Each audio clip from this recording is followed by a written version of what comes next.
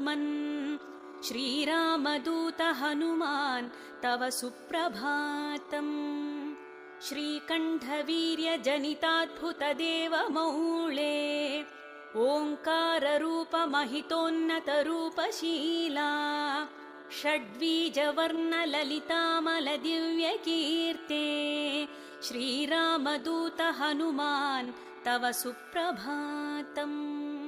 क्रोडाश्ववानरमृगेन्द्रखगेन्द्रकण्ठा पञ्चाश्वभासघनशाश्वतदेवदेव पिङ्गाक्षवीणकृपामृतवारिराशे श्रीरामदूत हनुमान् तव सुप्रभातम्। रक्तपिशाच भयभूतमहार्तिनाशा विद्यायुरैश्वर्यबलारिशयप्रदाता